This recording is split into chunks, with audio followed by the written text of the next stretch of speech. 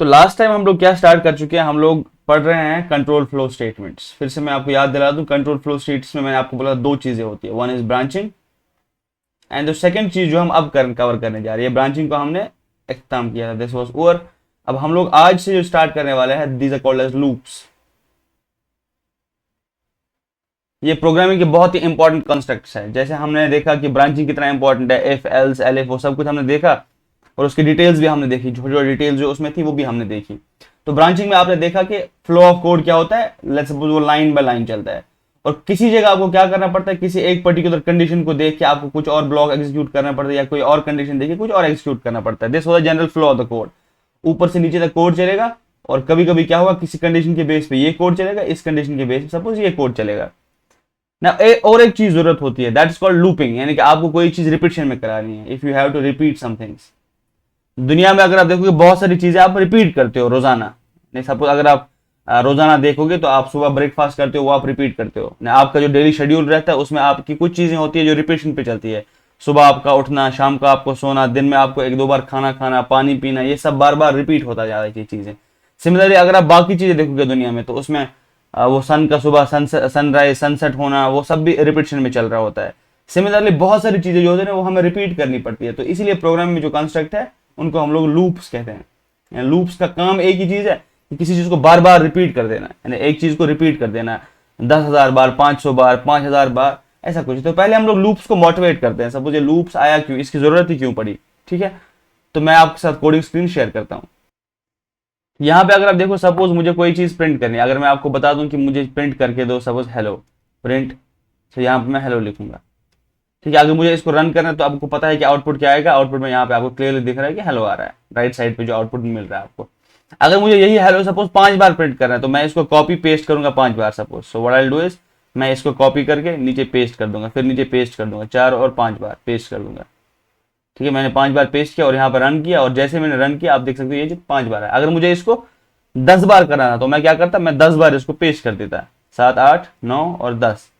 लेकिन आपने यहाँ पे क्लियरली देखा कि जितनी बार मुझे इसको रिपीट करना पड़ रहा है उतनी बार ये लाइंस मुझे लिखनी पड़ रही है। तो it is a hectic task then.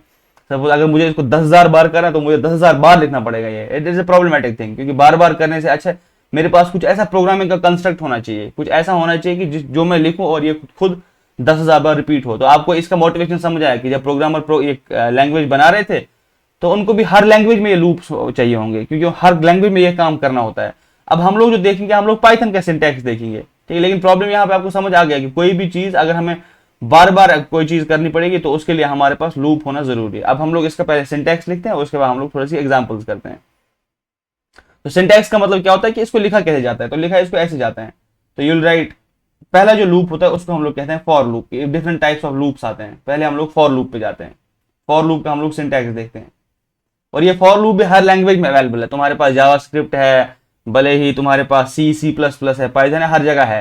तो यहाँ पे मैं जो आपको सिंटैक्स दिखाऊंगा वो पाइथन का दिखाऊंगा, लेकिन सेम चीज कोड जो है ना वो आपको सिंटैक्स चेंज करके सी प्लस प्लस में चल जाएगी, लेकिन कॉन्सेप्चुअली चीजें सेम रहती है। तो अब फॉर लूप का सिंटैक्स कैसा है, अब फॉर लूप क्या करता है, इसको हम लोग ऐसे लिखेंगे फॉर, फिर सपोज एक वेरिएबल का नाम यहाँ पे, ठीक है। उसके बाद क्या लिखेंगे, फॉर वेरिएबल इन, फिर यहाँ पे लिखेंगे इटरेबल। एक ऐसा सिंटैक्स होगा और उसके बाद यहाँ पे कुछ करेंगे, यहाँ पे आपको कोड ब्लॉक आ जाएगा। This is one type of syntax. और यहाँ पे मैं आपको बताऊंगा इटरेबल क्या होता है। ये इटरेबल क्या होता है, इसमें ये जो आपके पास ये, इसको हम लोग इटरेबल कहते हैं और इस वेरिएबल को हम लोग इटरेटर कहते हैं। This is called iterator. अब ये क्या करते हैं, एक एक करके आइटरेट करता रहता है। अब ऐसा मान लो कि आपके पास एक तस्वीर टाइप का है, यहाँ पे आपके यहाँ बीड्स लगे हुए हैं और ये जो वेरिएबल है ये आपके इटरेबल हो गए। इटरेबल मतलब जिसको आप एक एक एलिमेंट वाइज देख सकते हो, जिसमें 10-20 एलिमेंट होंगे और आप एक एक करके उसमें से चल सकते हो। और आपके पास ये वेरिएबल यानी कि जो इटरेटर है ये क्या करता है, ये आपको चलाने का हेल्प करता है। आपके पास तस्वीर है, तस्वीर में आपके बीट्स है और आपकी जो उंगली होती है जो निशान रखती है कि कहाँ कहाँ पे ये मैं पहुंचा, तो इसको हम लोग इटरेटर कहते हैं। तो यहाँ पे ये वेरिएबल पहले इसको देखेगा और नेक्स्ट स्टेप में यहाँ पे आएगा और नेक्स्ट स्टेप में यहाँ पे आएगा, फिर यहाँ पे आएगा और ऐसे ऐसे करके वो पूरा जो भी इटरेटर में यानी कि जो भी इटरेबल में जो भी एलिमेंट्स होंगे तो इनको हम लोग एलिमेंट्स ऑफ इटरेबल कहेंगे। सपोज इटरेबल की जगह क्या हो सकता है, इसमें एक लिस्ट हो सकता है और लिस्ट में किसी का नाम हो सकता है। तो लिस्ट में लिखा होगा सपोज एडुकेशन, एक नाम लिखा हुआ है, लिस्ट में नाम लिखा हो सकता है। सपोज मैं यहाँ पर थोड़ा सा साफ लिख देता हूँ ताकि आपको समझ आए बाद में। एडुकेशन कॉमा यहाँ पे आपको लिखा जा सकता है सपोज हेलो, यहाँ पे आपका लिखा जा सकता है बाय। तो इस इटरेबल में जो अभी 3 एलिमेंट्स है, 1 एलिमेंट, 2 एलिमेंट और 3 एलिमेंट, और ये लिस्ट है, और ये वेरिएबल क्या करेगा, जैसे हम लोग इसमें इटरेट करेंगे, इटरेट का मतलब होता है चलना किसी के अंदर में, बार बार कोई चीज को। यहाँ पे मैंने आया तो पहले एडुकेशन देखेगा, फिर ये हेलो देखेगा, फिर ये बाय देखेगा। तो यहाँ पे आपको क्लियरली दिख रहा है कि हमारे पास एक इटरेबल होगा, इटरेबल में डिफरेंट एलिमेंट्स होंगे जिनको हम लोग नेविगेट कर सकते हैं, जिनको एक एक करके हम लोग चुन सकते हैं। और चुनेंगे कैसे यार, सिलेक्ट कैसे करेंगे, by using this variable, this is called as iterator. तो यहाँ पे आपको देखा ये सिंटैक्स, फॉर आपको पता है कीवर्ड है, और ये एक वेरिएबल आपको खुद सेलेक्ट करना है जो आपकी उंगली की तरह काम करेगा। अगर आप तस्बीह पे सपोज तस्बीह के दाने गिन रहे हैं, तो उसके बाद ये इन अगेन, आपको पता है इसको हम मेंबरशिप ऑपरेटर कहते हैं, पिछली बार देख चुके हैं हम लोग ये। तो इटरेबल क्या होता है, इटरेबल बहुत सारी चीजें हो सकती है जिसमें ऐसे हमारे पास एलिमेंट वाली चीजें होंगी जिनको हम लोग आइटरेट कर सकते हैं, जिन पे हम लोग एक एक करके इनको चुन सकते हैं। तो दिस इज ये आपको पहले याद रखना है कि ऐसे होगा इसका syntax. So this is the general syntax, कैसे आपको लिखना है। अब ये लूप क्या करता है, यानी इसको ये इटरेबल सीक्वेंस हो सकता है, सपोज ये लिस्ट भी एक सीक्वेंस है, टपल हो सकता है, स्ट्रिंग हो सकता है, रेंज हो सकता है, तो ये बहुत और भी चीजें होती है। तो ऐसे हम लोग पहले कुछ एग्जांपल्स देखेंगे फॉर लूप की, ठीक है।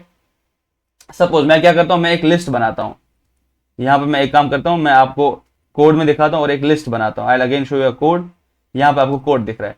तो अब मैं क्या लिखूंगा, फॉर आई, सपोज मैं यहाँ पे आई नहीं, मैं यहाँ पे लिखूंगा इटरेट, IT, यानी इटरेटर का मतलब होता है वो मेरे मेरी उंगली मान लो, इन। अब किस में मुझे देखना है, सपोज एक लिस्ट है मेरे पास, मैं एक लिस्ट बनाऊंगा यहाँ पे। पहले मेरे पास एक लिस्ट है जिसका नाम ही रखूंगा मैं माई लिस्ट। सपोज मेरा एक लिस्ट है और जिसमें हमारे पास ये नाम जो मैंने अभी आपको बोले ये रखूंगा, एडुकेशन कॉमा। सपोज इसके बाद दूसरा एलिमेंट जो है इस सिक्वेंस में, तो वो कौन सा था, वो था हेलो। चलो तीसरा हम लोग नाम लिखते हैं, सपोज ऑफ सम स्टूडेंट से आईमन, ठीक है। तो हमने यहाँ पे ये लिस्ट बनाया जिसमें कितने एलिमेंट है, 3। अब ये लिस्ट जो है ये खुद में इटरेबल है, क्यों, क्योंकि इसको हम लोग इटरेट कर सकते हैं, इसमें हम लोग जाके एक एक एलिमेंट इसमें से निकाल सकते हैं। अब यहाँ पे मैं क्या लिखूंगा, for IT in my list, my list. अब ये क्या करेगा, हम लोग इसकी बॉडी लिखेंगे, बॉडी मतलब इसका कोड। मैं इसका यहाँ पे बताऊंगा प्रिंट, इसको लिखो यहाँ पे, इस चीज का नाम लिख दो, सपोज प्रिंट IT, यानी IT का जो भी वैल्यू हो उसको प्रिंट कर दो। अब ये क्या करेगा, सोचो, इस कोड को हम लोग ड्राई रन करते हैं। तो ये आपको यहाँ पे दिख रहा है कि माई लिस्ट है, माई लिस्ट में पहला एलिमेंट है एडुकेशन, सेकंड एलिमेंट है हेलो, थर्ड एलिमेंट है I1। अब इसको आप अपनी वो तस्बीह मान लो, इसको आप अपना यहाँ पे ऐसे 3 एलिमेंट वाली तस्बीह मान लो, और आपकी जो इटरेटर जो आपका ये इटरेटर, इसको आप अपनी फिंगर मान लो। तो पहला जो है वो पॉइंट यहाँ पे करेगा। तो इफ यू सी ये IT जो है ये पहले एडुकेशन पे पॉइंट करेगा, for IT in my list. तो माई लिस्ट में इतने सारे एलिमेंट्स है, तो IT पहले पॉइंट करेगा ये एडुकेशन की तरफ और प्रिंट करेगा IT। तो पहला जो प्रिंट होना चाहिए दैट शुड बी एडुकेशन। अब सेकंड बार क्या करेगा, इसको ये इंक्रीमेंट करेगा, इसके ये आगे जाएगा, यानी ये यहाँ पे आएगा। और क्योंकि सेकंड बार IT जो है इन माई लिस्ट, अब ये प्रिंट करेगा हेलो। थर्ड बार IT जो है वो प्रिंट करेगा I1। और फोर्थ बार ये आगे जाता, लेकिन इसमें 3 ही एलिमेंट है, तो ये इस लूप से ब्रेक करेगा, यानी इस लूप से बाहर आके जो यहाँ लिखा होगा सब। अगर हम कोई एक और कोड लाइन करेंगे यहाँ पे, इसको लिखेंगे एंड ऑफ लूप। तो एंड ऑफ लूप यहाँ पे हम लिखेंगे, हम लोग करेंगे print end of loop, end of for loop. तो ये क्या होगा, ये तभी प्रिंट होगा, इसके बाद ये प्रिंट होगा। अब हम लोग यहाँ पे लिख सकते हैं प्रिंट स्टार्ट ऑफ लूप, यहाँ पे स्टार्ट ऑफ लूप होगा, स्टार्ट ऑफ लूप। लूप के पहले क्या हुआ और लूप के बाद में क्या हुआ। लूप के पहले में आपने देखा जितना कोड यहाँ पे था, ये जो आपके पास है ये प्रिंट होगा, और उसके बाद क्या होगा, उसके बाद आपका ये एक एक करके इनको प्रिंट करेगा। Let me now show you this. अब मैं यहाँ पे रन करता हूँ और आपको दिखाता हूँ क्या प्रिंट होगा। Run, start of loop, education, hello, I1। अब इस लिस्ट को कितना भी आप बढ़ाते जाओ, तो हमारे पास ये लिखने की जरूरत नहीं है कि हम लोग एक एक करके प्रिंट लिखेंगे। हम लोग इस लूप की वजह से इस पे इटरेट कर सकते हैं, लूप को यूज करके हम लोग इसमें से चल सकते हैं, आराम से वो काम होगा। सपोज मेरे पास एक नाम है, मुझे एक एक करके उसका कैरेक्टर प्रिंट करना है। सपोज मेरे पास ये लिस्ट नहीं है, आप suppose I have some name, मेरे पास एक नेम वेरिएबल है और नाम मुझे मेरा सेव है, सपोज इट इज एडुकेशन, हम लोग लिख देते हैं। अब मुझे क्या करना है, मैं ये चाहता हूं कि ये माई लिस्ट जो है इसको मैं फिलहाल के लिए कमेंट कर देता हूं। मैं चाहता हूं कि एक एक कैरेक्टर EDU ये सब मैं एक एक करके इसमें से निकालू। मैं ऐसा लिख सकता हूं, फॉर कैरेक्टर इन नेम, जो मेरे पास नाम है इसमें से एक एक कैरेक्टर निकालो। बिकॉज कैरेक्टर भी आपको दिखेगा, इट्स ए सीक्वेंस, जो आपके पास स्ट्रिंग होता है, string is a sequence of characters. यहाँ पे प्रिंट मैं करूंगा कैरेक्टर, जैसे मैं रन करूंगा आपको दिख रहा है EDU ये अलग अलग प्रिंट हो रहा है, क्योंकि ये क्या कर रहा है, कैरेक्टर पहले E को ले रहा है और फिर D को ले रहा है, फिर UCHER करके एक एक करके वो इटरेट कर रहा है इस पे, और एक एक करके मुझे ये प्रिंट कर रहा है। और इसके बहुत सारे फायदे हैं, क्योंकि आपको कुछ चेंज करना होगा कहीं किसी पॉइंट पे तो वो आप कर सकते हो, क्योंकि आपको इंडिविजुअल एलिमेंट्स अब मिल रहे हैं। लूप करके। तो ऐसे हमने देखा कि एक और सीक्वेंस जिसको हम लोग स्ट्रिंग कहते हैं, जो बनी होती है कैरेक्टर से, तो उस वो भी क्या है, वो भी एक इटरेबल है। तो इसको भी हमने एक इटरेटर से इटरेट किया, यानी कि एक एक करके हम लोग चलते गए और इसका हमने यहाँ पे प्रिंट कर दिया। यहां तक किसी को कोई क्वेश्चन? सो आपने फॉर लूप देखा अभी तक। अब फॉर लूप के लिए हम लोग एक और चीज भी कर सकते हैं, जैसे अभी हमने देखा कि हम लोग क्या करते हैं, वी आर यूजिंग इटरेबल और एक इटरेटर यूज कर रहे हैं। अब मैं यहाँ पे फिर से कोड स्क्रीन में जाता हूं। अब मेरे पास क्या है, कभी मुझे लूप करना पड़ता है किसी और चीज में, मेरे पास एक और इटरेटर है, उसको हम लोग रेंज कहते हैं। Suppose if I right range, अगर मैं रेंज लिखूंगा 0,10 से, अगर मैं ये रेंज लिखूंगा, तो अगर मैं इसको प्रिंट करूं तो आप देखोगे कि एक प्रिंट होगा व्हाट्स कॉल्ड एज रेंज। ये भी खुद में, जैसे हमारे पास एक लिस्ट था, हमारे पास स्ट्रिंग था, ये खुद में एक इटरेबल है। इसमें हम लोग एक एक करके हम लोग एलिमेंट्स को सीक्वेंस में उठा सकते हैं। तो यहाँ पे आपको दिख रहा है ये प्रिंट हुआ रेंज 0,10। अब ये रेंज कैसे काम करता है वो मैं आपको बता देता हूँ, उसके बाद हम इसको भी यूज करेंगे एज एन इटरेबल लूप्स में। तो रेंज ऐसे काम करता है, इफ आई राइट रेंज, मैं ऐसे लिखूंगा रेंज, ठीक है, ये एक फंक्शन की तरह है। और यहाँ पे इसका मैं स्टार्ट लिखूंगा कि कहां से ये स्टार्ट होगा, और लास्ट में इसको मैं लिखूंगा कहां पे एंड होगा, और यहाँ पे मैं लिखूंगा इसका स्टेप साइज कितना है। अब इसका मतलब क्या है, सपोज अगर मैंने लिखा रेंज 0 से स्टार्ट करो और 10 में एंड कर दो, और यहाँ पे स्टेप साइज 1 होगा, तो ये क्या करेगा, इसमें आप मान लो एक लिस्ट टाइप का ही बनेगा, जो स्टार्ट होगा 0,1,2 टिल 9 तक, और ये 10 को नहीं करेगा, और एक एक करके बढ़ रहा है, 0 से लेके 1, 1 से लेके 2, एक एक करके बढ़ रहा है। तो ये इसका आउटपुट होगा। अगर मैं ऐसे लिखूंगा रेंज, किसी और कलर में मैं लिख दूं इसको रेंज, और मैंने स्टार्ट किया 2 से, और मैंने स्टार्ट किया सपोज 50 तक, और यहाँ पे मैंने लिखा 3, स्टेप साइज 3। स्टेप साइज का मतलब कितना ऊपर जाना है, तो ये स्टार्ट करेगा 2 से, और क्योंकि स्टेप साइज 3 है तो इसको ये +3 करेगा। 2 + 3 कितना होता है 5, 5 + 3 कितना होता है 8। ये चलता जाएगा, ठीक है, ये चलता जाएगा जब तक ये 50 से लेस देन होगा, और जैसे उस पॉइंट पे आएगा तो ये उस वक्त रोक देगा। सपोज इसको 8 से लेके 12, 8 से लेके 8 + 3 11, 11 से लेके ऐसे 14 करते करते जाएगा, और जैसे एलिमेंट इसका एक्सीड हो जाएगा 50 से ऊपर, तब ये नहीं लिखेगा। सपोज अगर हम एग्जांपल यहाँ लेते हैं सपोज 12 की, 2 से लेके 12 तक, तो 2 लिखेगा, 5 लिखेगा, 8 के बाद 11, 11 के बाद क्योंकि 14 आता, पर लेकिन 14 इस रेंज से बाहर जा रहा है, इसको तो तभी रेंज कहते हैं। यानी इसका कितना रेंज है, 2 से लेके 12 तक ही लिखना है, तो ये 2 से लेके 11 तक ही लिखेगा, क्योंकि जैसे हम लोग +3 करते वो 11 + 3 हो जाता, वो कितना है 14। तो 14 में प्रॉब्लम है, क्योंकि 14 हमारा एंड नहीं है, हमारा एंड यहाँ पे 12 पे ही हो रहा है, तो इसलिए ये हमारे पास इतने ही सीक्वेंस दे देगा। अगर हम लोग उल्टा सपोज करेंगे, हम ऐसे लिख सकते हैं रेंज, मैं इसको बोलूंगा 10 से स्टार्ट करना और एंड 2 पे कर देना, और लेकिन -1 एक पीछे चलाते जाना, उल्टा कर देना। तो मैं कैसे लिख सकता हूँ 10, ठीक है, फिर 9, फिर 8, 7, ऐसे ऐसे करके मैं इसको एक एक डिक्रीज करूंगा जब तक ये 2 आ जाएगा। तो ये भी हमारे पास जो रेंज आपको दिखा, this is also an iterable.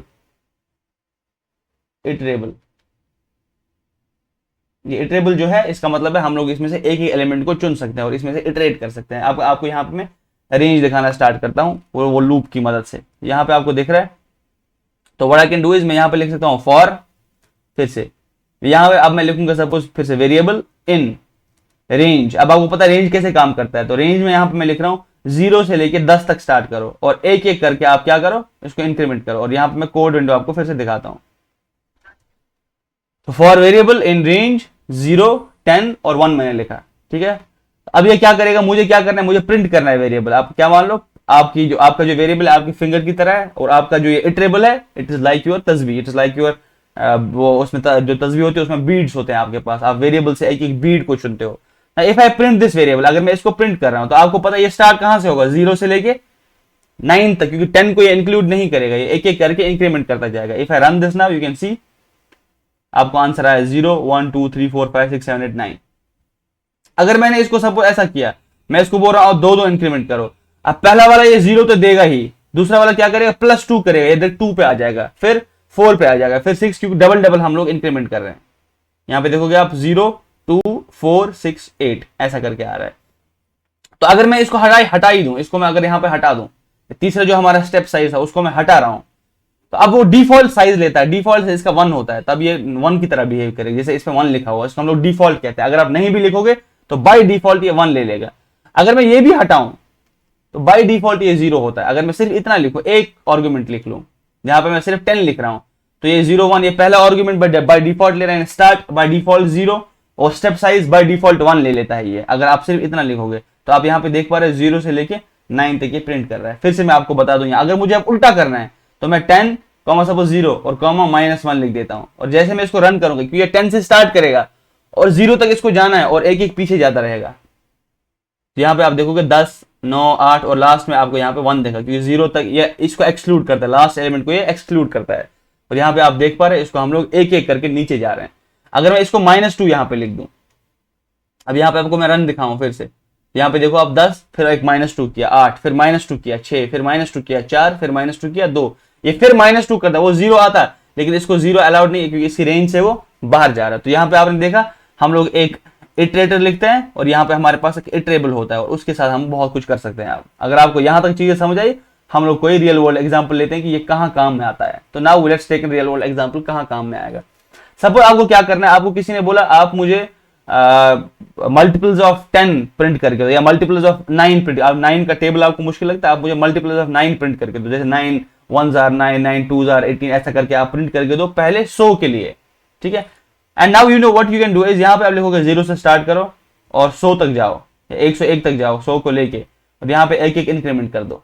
अब यहाँ पे क्या करना है, क्योंकि आपको वेरिएबल में पता है क्या स्टोर होगा, पहले 1 फिर 2 फिर 3 फिर ऐसे, यहाँ पे हम लोग स्टार्ट करेंगे सपोज 1 से, 0 से नहीं। तो अब मुझे 9 का जो है वो मुझे प्रिंट कर देना है उसके मल्टीपल्स। अब मैं क्या लिखूंगा, यहाँ पे f स्ट्रिंग करके ऐसे लिखूंगा, f सपोज यहाँ पे मैं पहले लिखूंगा 9 मल्टीप्लाइड बाय किससे, वेरिएबल 9 1s are 9 ऐसा करके 9 1s इज इक्वल टू, और फिर मैं किससे लिखूंगा इसको, यहाँ पे मैं मल्टीप्लेशन करवाऊंगा किस किस चीज का, 9 मल्टीप्लाइड बाय वेरिएबल। फिर से मैं ये लाइन आपको बताता हूँ और यहाँ पे मैं लास्ट में क्या करूंगा, लास्ट में इसको मैं इन्वर्टेड कोट से बंद कर दूंगा। तो what you saw here is कि मैंने पहले एक एफ स्ट्रिंग बनाया और एफ स्ट्रिंग में मैंने यहाँ पे बोला 9 से मल्टीप्लाई, यहाँ तो प्रिंट होगा ये 9 इंटू पहले वेरिएबल 1 प्रिंट होगा, फिर यहाँ पे मैं इज इक्वल टू, ये जो आपका पॉइंट है ये वाला आपको जो दिख रहा है ये क्या करेगा 9 इंटू 1, फिर दूसरी इटरेशन में 9 इंटू 2, क्योंकि इसको रेंज दिया गया है 1 से लेके 100 तक। अगर मैं इसको प्रिंट करूँ तो इसको टेबल प्रिंट करना चाहिए। इफ आई रन दिस, यहाँ पे आपको दिख रहा है 9 1s are 9, 9 2s are 18, 9 3s are 27, आप देखो एक साथ मैंने 100 का प्रिंट करा दिया। कितना ईजी है ये। अगर मुझे 1000 प्रिंट कराना है तो मैं यहाँ पे 1001 लिख लेता। देखो कंप्यूटर के लिए कोई मुश्किल है नहीं, मैंने आपको बोला कंप्यूटर इज अ डम मशीन, लेकिन फायदा इसका एक ही, ये बहुत तेज कैलकुलेशन कर रहा है। आप देखो कितना तेज कैलकुलेशन कर रहा है। देखो मैंने 1000 तक लिखा, इसने हार्डली कितने ही सेकंड लिए, इसने हार्डली 1 सेकंड लिया होगा ये कैलकुलेशन करने का। ठीक है, यहाँ पूरा मैंने ये टेबल प्रिंट करा। अगर आपको सपोज आप कोई बोलेगा कि मुझे 27 का टेबल प्रिंट करके दो, 27 का टेबल आप मुझे सपोज 20 तक प्रिंट करके दो, तो यहाँ पे आप सिर्फ क्या करोगे 9 की जगह 27 लिख दोगे, यहाँ पे 27, क्योंकि ये तो स्ट्रिंग है इससे तो कोई फर्क नहीं पड़ता, लेकिन आपको इसको चेंज करना है 27, दिस इज अ स्ट्रिंग, लेकिन यहाँ तक आपका जो है इसमें वैल्यू आपका असल में एक्चुअल में कैलकुलेट हो रहा है। तो जब मैं रन करूंगा यहाँ पे आप देख रहे हो 27 का टेबल प्रिंट हो रहा है। 19 तक, अगर 20 तक कर रहे हैं तो 21 पे यहाँ पे लिखना चाहिए। ये आपका पहला एग्जाम, क्योंकि हमें बार बार लूप करना पड़ रहा है इस चीज को। सपोज कोई आपको बोलेगा कि नहीं देखो 2 की पावर्स में हम लोग बार बार बोल चुके हैं कंप्यूटर साइंस मेजर करता है 2 के पावर्स में। अब सपोज आपको बोलेगा कोई कि वो प्रिंट करके दो, बहुत इजी। अब हम लोग क्या करेंगे, पहले 2 के 10 पावर प्रिंट करेंगे। सपोज यहाँ पे मैं 11 लिखूंगा 1 से लेके या 0 से लेके, 0 को भी इंक्लूड करेंगे इस टाइम पे, और मैं क्या लिखूंगा 2 रेज्ड पावर 2, यहाँ पे मल्टीप्लीकेशन की जगह लिखूंगा रेज्ड पावर, आपको पता है कैसे लिखते हैं ऐसे, और मैं यहाँ पे लिखूंगा 2 रेज्ड टू पावर, सीधा रेज्ड टू पावर, और यहाँ पे जो ये वेरिएबल है इसको ऐसे लिखूंगा, और यहाँ पे जब मैंने लिखा 27 इसको मैं क्या लिखूंगा, तो मुझे 2 का पावर चाहिए तो मैं लिखूंगा 2 मल्टीप्लाइड बाय, यहाँ पे मैं 2 मल्टीप्लाई डाले और वेरिएबल से यहाँ पे प्रिंट कर रहा हूँ। इफ आई एम एक ही स्क्रीन एक लाइन पे मैं आपको दिखाऊंगा ये, तो प्रिंट मैं लिखूंगा 2 रेज्ड टू पावर वेरिएबल, यानी पहला वेरिएबल होगा 0 से, मैं यहाँ से 0 से स्टार्ट करूंगा, फिर 1 2 3 4 लेके 10 तक स्टार्ट करूंगा, और यहाँ पे आप देखोगे ये दिखाएगा 2 रेज्ड पावर 0 कितना है, 2 रेज्ड पावर 1 कितना है। अगर मैं रन करूं 2 रेज्ड पावर 0 इज 1, देखो 1 2 4 8 16 32 64 128 5 256 512 और 1024। अगर मैं इसको कितना भी बढ़ाऊं यहाँ पे मैं लिख सकता हूँ कि 100 तक प्रिंट करके दो, देखो ये 100 तक प्रिंट करके देगा। कितना आसान हुआ, इतने इतने बड़े बड़े नंबर आ रहे हैं, but you can clearly see कि लूप्स का पावर कितना इंपॉर्टेंट है। ये सिर्फ रिपीट नहीं चीज करता, और ये और भी बहुत कुछ कर सकते हैं हम इसकी मदद से। यहाँ पे आपने देखा कि हमने 2 कोई मल्टीप्लिकेशन किया, हमने पावर्स में किया, हमने बहुत सारी चीजें जो रिपीटेशन में करनी थी वो यहाँ पे हमने कराई। Any question still here? अब हम लोग एक एग्जांपल लेते हैं। एग्जांपल क्या है, सपोज आपको पता है कि आपकी जो लॉक स्क्रीन है आप उस पर पासवर्ड देते हो, या आप जब कोई फेसबुक, व्हाट्सएप, इंस्टाग्राम, इस पे जब आपका ओटीपी आता है या पासवर्ड लिखना पड़ता है, अगर आप 3-4 बार गलत लिखो तो उसको ब्लॉक कर देता है। ठीक, वो कैसे याद रखता है कि इसको 4 बार ही मुझे लिखने देना है और 4 बार के बाद इसको मुझे ब्लॉक करना है? तो वो हम वो कोड देखेंगे कि वो कोड कैसे लिखा जाता है। वो कोड भी फॉर लूप से लिखा जाता है। एक काउंटर हम लोग मेंटेन करते हैं, जनरली वो वाइल लूप से लिखते हैं, लेकिन हम लोग पहले यहाँ पे फॉर लूप से आपको दिखाएंगे। सपोज आपके पास मैक्सिमम अटेम्प्ट जो है वो 3 अवेलेबल है, कि आप 3 बार पासवर्ड लिखोगे और उसके बाद आपका जो पिन है सपोज ब्लॉक हो जाएगा। आप एटीएम कार्ड में अपना पिन डाल रहे हैं, तो यहाँ पे आपको स्क्रीन दिख रहा है, तो मैंने क्या लिखा, मैक्सिमम अटेम्प्ट कितना कर सकते हो आप, 3 अटेम्प्ट कर सकते हो। तो उसके बाद में मुझे पता है कि ये सब बैक एंड पे स्टोर होगा। मेरा पासवर्ड सपोज है पाइथन 123 मेरा करेक्ट पासवर्ड है। अब मैं स्टार्ट करूंगा लिखना, अब मैं लूप लिखूंगा और उसके बाद उसको बताऊंगा पासवर्ड इनपुट करो। मैं यहाँ पे लिख रहा हूं for attempts in range 1, max +1, यानी कि क्या होगा, अगर मैंने 3 बार लिखा तो ये लूप कितनी बार चलेगा, ये लूप 3 बार चलेगा, 1 बार, दूसरी बार और तीसरी बार, क्योंकि मैक्स +1 अटेम्प्ट में लिख रहा हूँ। यहाँ पे मैं इसको थोड़ा सा जूम आउट कर देता हूँ ताकि आपको फुल पूरी स्क्रीन दिखे। तो यहाँ पे मैंने लिखा फॉर अटेम्प्ट, अटेम्प्ट जो मेरे पास है दिस इज लाइक एन, ये मेरे पास इटरेटर है, और ये मेरे पास जो है दिस इज इटरेबल। अब मैं इसको बोल रहा हूँ 1, 2 और 3, क्योंकि यहाँ पे मैक्स अटेम्प्ट +1 लिखा मैंने, और बाय डिफॉल्ट ये दूसरा वाला वैल्यू 1 लेता है यहाँ पे ऐसे। तो यहाँ पे मैं क्या कर रहा हूँ, ये ऐसा मान लो चलो ये चलेगा 1,4 लिखा हुआ है, क्योंकि मैक्स अटेम्प्ट 3 है, ये इसको प्लस करेगा, दिस इज 4। अब मैं इसके बाद कोड लिखूंगा, मैं इसको बोल रहा हूँ चलो पासवर्ड इनपुट कराओ। मैं इसको लिखूंगा एंटर योर पासवर्ड, सपोज यहाँ पे मैं लिखूंगा पासवर्ड, एंटर योर पासवर्ड से। जैसे मैंने लिखा पासवर्ड, उसके बाद क्या करूंगा, मैं कंपेयर करूंगा। मैं बोलूंगा if password is equal correct password, तो एक्सेस को ग्रांट कर दो, एक्सेस ग्रांटेड। तो यहाँ पे मैं लिख रहा हूं if password is equal correct password, print access granted, और इस लूप से बाहर आऊंगा। और लूप से बाहर आने का तरीका उसको हम लोग ब्रेक कहते हैं, इन लूप को से ब्रेक कर दो। एक और कीवर्ड मैंने आपको दिखाया ब्रेक, इस ब्रेक को हम लोग और डिटेल में पढ़ते हैं। नहीं तो क्या करो, else, else print wrong password, और आपके पास कितने अटेम्प्ट है वो आप प्रिंट करो। मैं यहाँ पे एल्स लिख रहा हूँ, और एल्स की जगह मैंने आपको दिखाया कि मैं यहाँ पे लिख रहा हूँ प्रिंट रॉन्ग पासवर्ड। और आपके पास मैक्सिमम अटेम्प्ट 3 थे, लेकिन आप अभी अटेम्प्ट कर चुके हो एक, यानी वो मैक्सिमम अटेम्प्ट माइनस वो अटेम्प्ट करो, इतने अटेम्प्ट आपके पास रह गए। और उसके बाद सपोज उसने सब के सब अटेम्प्ट हो गए, तो लास्ट में और एक एल्स में लिखूंगा, लास्ट वाला एल्स। क्या करूंगा, सपोज यहाँ पे ये इफ था और यहाँ पे मैंने इसको एल्स लिखा, मैं लास्ट में क्या करता हूँ, आई विल राइट एक और एल्स लिख दो, और जिसकी मदद से आप लोग सपोज इसको ब्लॉक कर दो। तो यहाँ मैं क्या कर रहा हूँ, I can write 1 more else. मैं लास्ट में अगर ये लूप से बाहर आया, सपोज अगर ये बार बार नहीं किया तो चलो लूप वो उसको हटा ही देते हैं, लेट्स डू दैट। पहले मैं एक काम करता हूँ, आई विल मेक श्योर कि ये कोड रन हो रहा है। ठीक है, यहाँ पे आपको देख पा रहे हैं आप, यहाँ पे लिख रहा है एंटर पासवर्ड। अब मैं एंटर पासवर्ड की जगह पासवर्ड लिखूंगा, क्योंकि मेरे पास सपोज पासवर्ड है, मुझे पता है पाइथन 123, और मैं पासवर्ड लिखूंगा हेलो गलती से। ठीक है, मैं जैसे एंटर करूंगा ये दिखा रहा है रॉन्ग पासवर्ड, 2 अटेम्प्ट लेफ्ट, फिर से बताओ पासवर्ड, क्योंकि ये दूसरी बार भी इस कोड को रिपीट कर रहा है। और मैं इसको लिखूंगा यहाँ पे सपोज हाई, फिर से गलत कर रहा हूँ। ठीक है, ये बोल रहा है 1 अटेम्प्ट, आपके पास एक अटेम्प्ट बचा है अभी, तो मैं यहाँ पे फिर से लिखूंगा कुछ और देयर। तो यहाँ पे लिखा wrong password 0 account locked due to many failed activities, आपका अकाउंट लॉक किया गया है। यहाँ पे फिर से आपको मैं एक कोड बताता हूँ कैसे काम करता है। ये फॉर लूप जो आपने देखा, फिर से यहाँ पे आपको पता है ये जो है ये बैक एंड पे स्टोर होता है कि आपके पास 3 अटेम्प्ट्स है और यहाँ पे पाइथन है। अब ये रेंज में पता है क्या होगा, रेंज में स्टोर होगा 1, 2, 3, क्योंकि ये जो रेंज है मैंने बोला 1 से स्टार्ट करो, मैक्स अटेम्प्ट्स मतलब 3 थे, +4 यानी कि 1, 4, 1, तो वो क्या होगा, उसमें 3 एलिमेंट होंगे 1, 2 और 3। 4 इसलिए नहीं होगा क्योंकि 4 लास्ट वाला एलिमेंट है।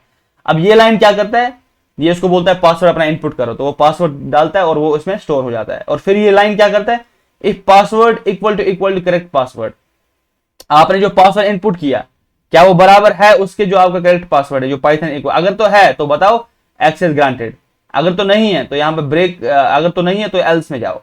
तो एल्स में क्या बताएगा, रॉन्ग पासवर्ड है आपका। और मैक्स अटेम्प्ट सपोज यहाँ पे आपको पता है 3 है, दिस विल बी 3 ऑलवेज, लेकिन ये अटेम्प्ट्स का है जो है ना ये वेरिएबल चेंज होगा। अगर ये पहली बार था तो ये 1 का वैल्यू होता, दूसरी बार होता है तो इसका वैल्यू 2 होता, और तीसरी बार होता है तो इसका वैल्यू 3 होता। तो सपोज यहाँ पे पहली बार में आपने देखा 3 - 1, तो इसलिए 2 अटेम्प्ट बताया इसने। यहाँ पे राइट साइड पे आपको जो दिख रहा है इसमें पहले 2 अटेम्प्ट बताया, आपके पास 2 अटेम्प्ट है।